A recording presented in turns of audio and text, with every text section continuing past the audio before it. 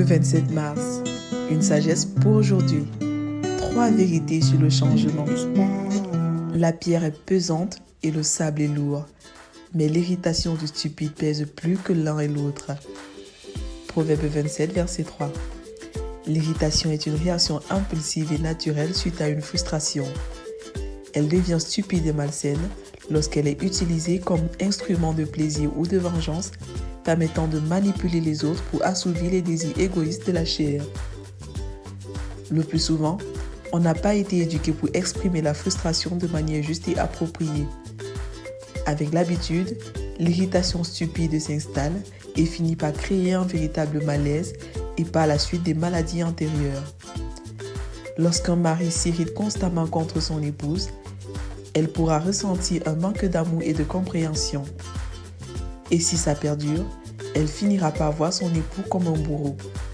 À ce niveau, si l'épouse ne fait pas attention, elle va jouer le jeu de son mari et parfois même pire. Ce dernier pourra donc à son tour ressentir un manque de respect et de considération. Et si ça perdure, il finira par voir son épouse comme une insoumise en l'indexant d'être la femme querelleuse dont parle le sage à 4 reprises dans le livre des Proverbes. Les enfants vont quant à eux payer le frais de ces poisons dévastateurs ayant pris la place de Dieu dans la famille et seront par là même candidats à la dépression, à la délinquance et à la rébellion, voyant leurs parents comme des méchants irresponsables. Ce qui est vraiment dramatique, c'est que plus tard, le cycle va recommencer et les dégâts seront de plus en plus grands et manifestent au travail et dans la société tout entière. Comment voyons-nous notre vis-à-vis lorsqu'il nous irrite constamment?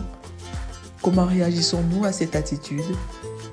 3 vérités importantes à savoir en matière de changement pour des relations plus vivantes et harmonieuses. 1. Vous ne pouvez pas changer l'autre. 2. La seule personne que vous pouvez changer, c'est vous-même. 3. Si vous changez, alors les autres autour de vous pourront aussi changer. L'une des racines des problèmes dans les familles, des communautés et des nations, c'est que les responsabilités ne grandissent pas avec le caractère. Par conséquent, les priorités des responsables changent avec le temps. Jésus dit « Tout ce que vous voulez que les hommes fassent pour vous, vous aussi, faites-le de même pour eux, car c'est la loi et les prophètes. » Matthieu 7, verset 12. Les scribes et les pharisiens voulaient que les autres soient soumis à eux, alors qu'eux-mêmes n'étaient ni soumis à Dieu, ni prêts à écouter les autres.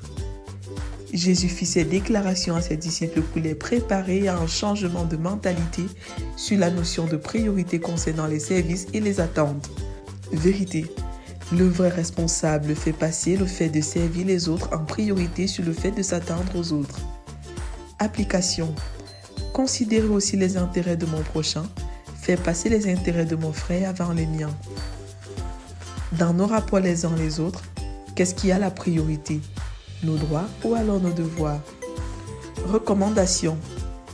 N'ayez aucune dette envers personne, sauf la dette de l'amour que vous devez avoir entre vous. Romains 13, verset 8a. Prions ensemble.